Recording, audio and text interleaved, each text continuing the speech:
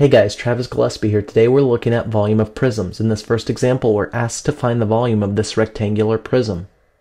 Okay, so we have a rectangular prism below, and I'm going to give you a real general volume formula, but it works with all of the shapes that we're going to work with dealing with volume. So V, capital V, it represents volume, is equal to capital B, and we're going to talk about this capital B in a second, times little h.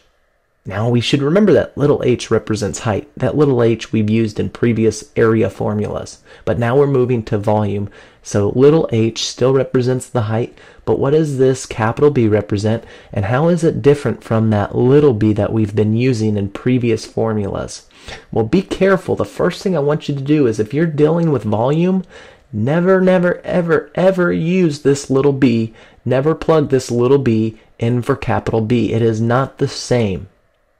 Little b, if you remember from our area formulas, it represents the length of the base side. So I could actually say that this base length is equal to 26 inches.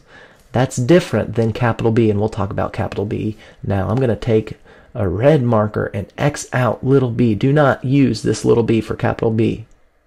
So what does big B represent?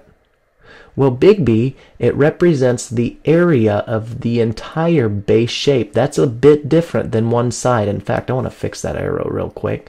So let's redraw that arrow. So it represents the area of the base shape.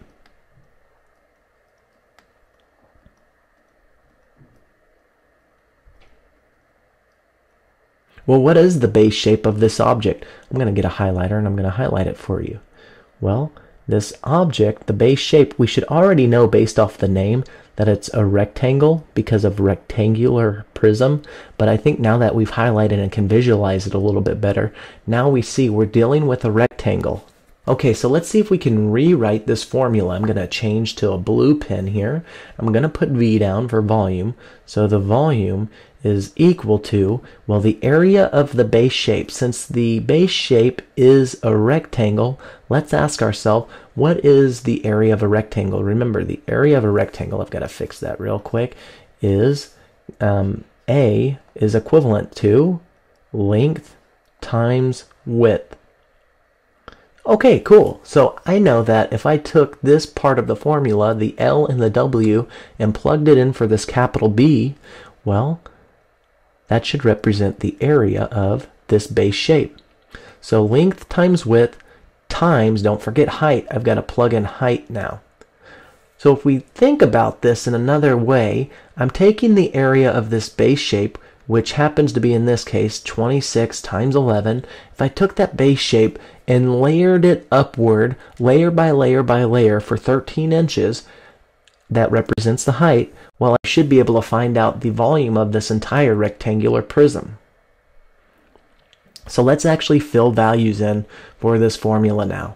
So the first one, I need the length. Well, remember, the length is the same thing as the base here. So I'm just going to plug 26 in for L, and I'm going to use parentheses to separate each value. So 26 times the width here, W, is 11 inches. That's the base shape's width. So times 11, and then we've got to multiply these two values, the length and the width, times the height. And the height over here is 13. So I'm going to multiply times 13. Now, since this is multiplication only, we can multiply in any order using the commutative property. I can rearrange these values in any order using the commutative property and multiply whichever way is easiest for me. Well, I'm just going to move from left to right, and I'm going to multiply 26 times 11. That will give me a value of 286. Now I've got to take 286 and multiply it times 13. So I'm going to bring that 13 down and multiply these two values together. Okay, so after calculating these two values, you should find that the final value here is 3,718. I'm going to put a comma down. I'm going to bring the capital V down for volume. So the volume is equivalent to 3,718. Don't forget your units. Inches in this case. Inches. And I'm going to put a dot down. Okay, now let's remember back to those area formulas. When we worked with area, the units are always in units squared. Now, volume's different. We've got a third dimension.